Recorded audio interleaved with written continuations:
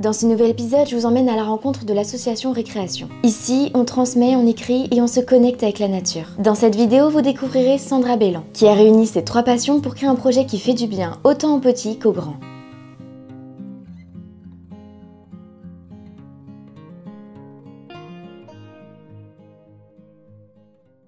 Donc ici, on l'a appelé la place des mimosas, parce qu'il y a plein de mimosas. Le mimosa, en fait, c'est un arbre quand même qui est assez incroyable. C'est le seul arbre, un des seuls arbres qui dort. C'est-à-dire que quand le jour se couche, les feuilles se ferment. Et quand le jour se lève, hop, elles se rouvrent. On dit qu'il dort.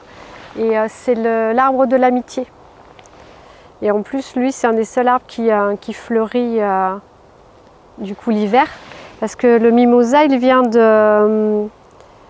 d'Australie. Mais il a gardé sa mémoire, donc l'Australie c'est l'hémisphère sud, donc en Australie il fleurit plutôt en septembre. Il a gardé cette mémoire et du coup chez nous là en Europe il va fleurir au mois de février. Et là c'est magnifique, on a tous ces pompons jaunes, les enfants aiment beaucoup. Je m'appelle Sandra Bellan, je travaille pour l'association Récréation et je suis animatrice, formatrice, coordinatrice culture, nature, éducation depuis à peu près 16 ans. J'ai créé l'association Récréation en 2008 avec l'aide de la mairie de Saint-Herblain. Je vais de la maternelle jusqu'aux adultes. Dans l'association, on a tout un pan autour de la nature. J'accueille ici au Jardin du Bois Hardy 17 classes. Donc on a des ateliers 4 saisons. Du coup, les classes vont venir 4 fois dans l'année sur chaque saison. Et j'ai des ateliers jeux nature et arts plastiques avec Delphine Vaught qui est une artiste plasticienne. Et après, on a des ateliers plus ponctuels, notamment des ateliers d'écriture avec plutôt les CM1, CM2. Et puis après, j'ai aussi un atelier parents-enfants un dimanche par mois. Un merle. Joli. En fait, le chant du merle, c'est comme s'il racontait des histoires. Oui, c'est le pinson là, qui raconte des histoires. Non, et le pinson, il va au disco, la discothèque, Wichou. Oui. Hein, lui, il fait ses ta-ta-ta-ta-ti, ta-ta-ti-ta-ta. Il était une fois, la. Hein, c'est une façon. En fait, il faut trouver des moyens mémotechniques. Le constat est surtout depuis le Covid et puis l'explosion des écrans. Les enfants sortent moins et la nature en général, ça fait plutôt peur. Donc en fait, moi je travaille beaucoup autour de la pédagogie par la nature.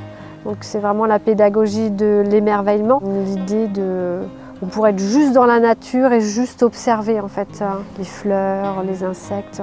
Et comme la plupart des classes viennent sur les 4 saisons, elles voient vraiment les changements de la nature au fil des saisons. Et d'eux-mêmes en fait, ils se rendent compte que quand ils sont dehors, ils sont plus calmes. Ils font plus attention aux autres, ils sont plus concentrés. Donc même tout petits, ils se rendent compte que ça leur fait du bien. La nature, ça a son importance à tous les âges, qu'on soit petit, ado, adulte.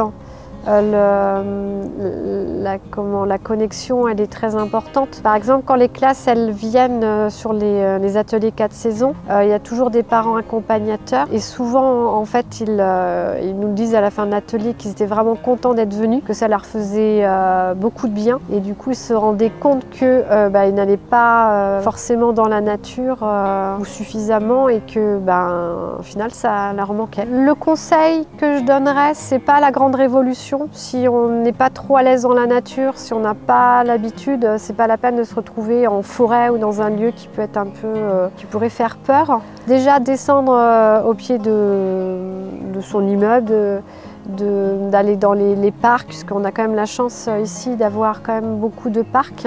D'y aller, on appelle ça la méthode des petits pas, d'y aller petit pas, et puis d'y aller quelques minutes et puis y aller au fur et à mesure. Alors que ce soit en famille, entre amis ou même tout seul, il est temps de lâcher nos écrans et de se reconnecter à la nature. Admirons, explorons et retrouvons ce lien précieux avec le monde qui nous entoure.